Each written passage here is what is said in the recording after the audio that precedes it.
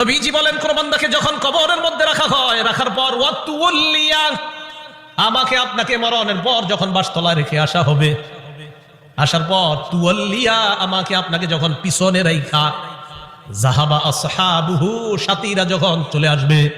একবার কল্পনা আলেন, রাতের বেলা বিছানায় যখন বালিশে যখন মাথাটা লাগানোর পর কল্পনা করেন আমি মারা গেলাম, যাওয়ার পর বাসতলায় কোন কবরের মধ্যে আমাকে রেখে আমার আত্মীয় স্বজন চলে আসছে, ব্যাপারটা কেমন একটু চিন্তা করেন।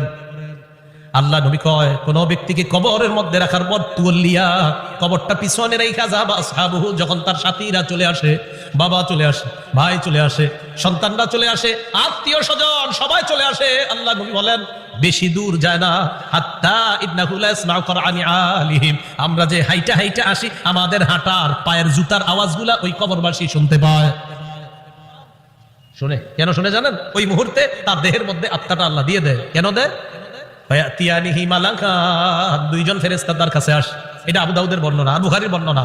আতাহু মালাকান ফাআকআদা, আবু দাউদের বর্ণনা ফায়ুকঈদানি। দুই ফেরেশতা এসে তারে বসায়, বসানোর পর তারে প্রশ্ন করে। এর মধ্যে তিন প্রশ্নের মধ্যে একটা প্রশ্ন হলো আল্লাহ নবীর ব্যাপারে জানতে চায়, তাকে চিনুনি? ওই ব্যক্তি ইমানদার হলে যদি তিনটা জবাব সুন্দরভাবে দেয়, আর আল্লাহ নবীর ব্যাপারে যদি বলে আশহাদু আন্না মুহাম্মাদার রাসূলুল্লাহ, আমি সাক্ষী দিচ্ছি তিনি আল্লাহর রাসূল, এই কথা বলার পর ওই ব্যক্তিকে বলা হবে উনজুর ইলা মাকআদিকা মিনান নার, তুমি তোমার জাহান্নামের আসনটার দিকে তাকাও, এটা তোমার জাহান্নামের আসন। তো এই ব্যক্তি জাহান্নামের আসনের দিকে তাকাবে। এরপর বলা হবে আবদালাকাল্লাহু মাকআদাম মিনাল জান্নাহ, জাহান্নামের আসনের পরিবর্তে আল্লাহ তোমাকে জান্নাতের আসন দান করেছেন।